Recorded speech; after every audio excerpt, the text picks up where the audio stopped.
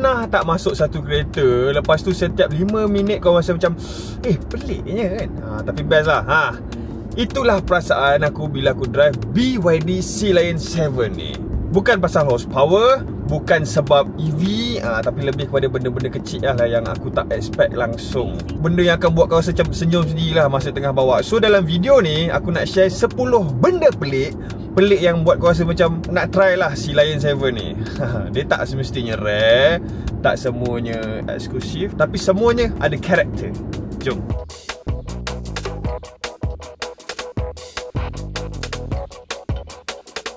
First sekali, handle pintu dia yang daripada dalam ni kan, korang tak tarik macam biasa. Korang kena angkat ke atas macam mana buka pintu besi tu. Mula-mula macam pelik, tapi bila dah biasa, rasa macam unlock peti harta karun every time. Dan bila kau dengar bunyi dia memang puas lah. Screen dia boleh push. Screen infotainment dia boleh rotate daripada landscape ke portrait. Memang eye catching. Tapi kalau korang familiar dengan model BYD macam Atto 3, tak ramai jenama lain berani buat. So setiap kali rotate, rasa macam tukar phone orientation dekat dalam kereta kita. Tapi besar macam tablet tu. Unik? Ya. Rare? Tak sangat. Tapi masih lagi satisfying sebab kita ada option untuk pilih kita punya setup for kita punya screen yang besar ni. Next, gear dia. Kalau kau pernah masuk Atto 3, kau dah kenal lah gear crystal ni. Tapi bila duduk dekat dalam Sea Lion 7 dengan lighting biru halus dekat bawah tu, nampak macam belian dekat dalam display IKEA tu. Dalam dunia EV yang banyak guna dial ataupun stok, dapat pegang gear macam ni memang feel dia rasa lain. Jadi untuk aku yang memandu kereta baharu dengan this kind of gear, it feels like I'm driving an old fashioned car, but in a good way. Malam-malam aku bawa kereta ni kan, sambil dengar lagu, tiba-tiba korang perasan ambient light dia react dengan music. Benda ni pun ada dekat dalam Atto 3, tapi bila dekat dalam SUV macam Sea Lion, ruang jadi macam mini concert tu. Kau nyanyi seorang pun rasa macam ada crowd. And then dia ada voice assistant, nama dia Zyodi macam tu lah. Biasa macam kereta Jepun macam Hey Toyota ataupun Hey Proton. Dalam kereta ni ada Hi Zyodi. Tak tahu yang ni ada test tak, aku tak test. Tapi memang on paper dia ada cakap lah. Nama dia bunyi comel, tapi jangan main-main. Zyodi ni dia boleh buka aircon, rotate screen, tukar mode. Semua dengan hanya suara saja. Rasa macam ada PA duduk dekat dashboard tu. Cuma beza dia PA ni tak adalah, tak gaji. Hai Zyodi. Hai Zyodi. Hai BYD. BYD. Mana itu adalah global setup lah kot. I'm sorry about that. So boleh kita kata yang dia punya Zyodi tu bukan untuk kita punya Malaysian market, tapi adalah untuk another world punya market lah.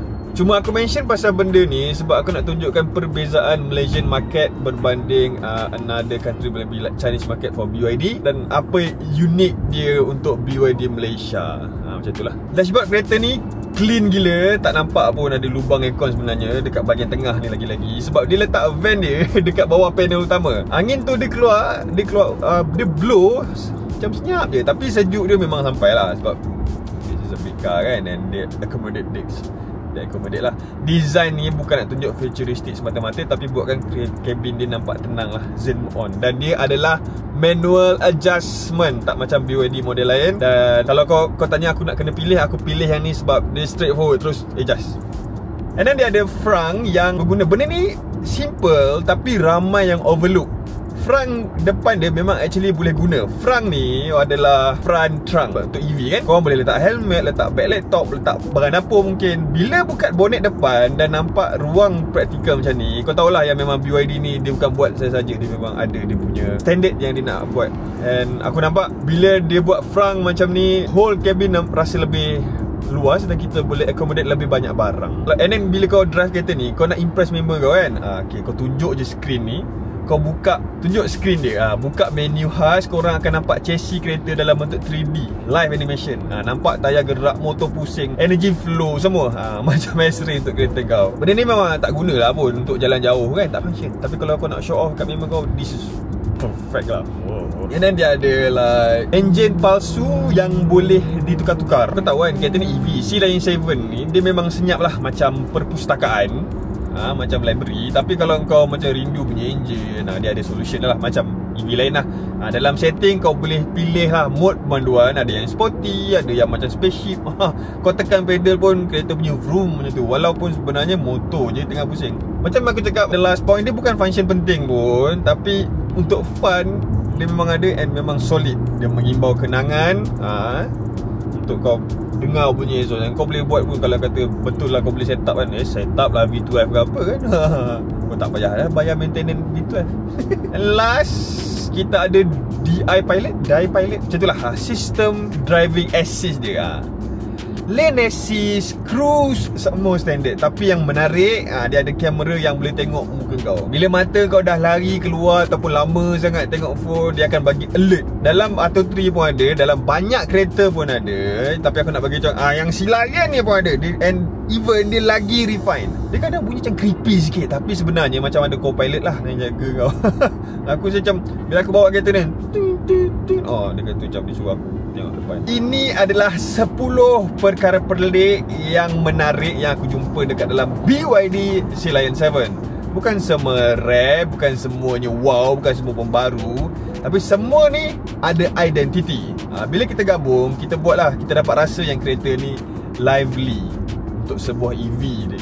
And lebih lively daripada EV yang lain. Kadang-kadang benda kecil ni je cukup nak buat kau rasa macam sayang, rasa sentimen dekat satu kereta. And kalau korang tengah pilih EV yang tak terlalu mainstream tapi ada karakter and kena dengan bajet korang pun, Sealion 7 ni dia boleh buat kau macam happy to drive every single day lah. Jangan risau, aku tak dibayar untuk cakap benda ni. Ini apa yang aku rasa bila aku drive lah. Macam biasa, kalau ada benda pelik lain yang korang boleh jumpa sendiri, drop dekat komen. Jangan lupa like, share and subscribe. Jumpa lagi dekat dalam video akan datang. Saya Zakirin, jumpa lagi lepas ni. Komen. Bye bye. Assalamualaikum.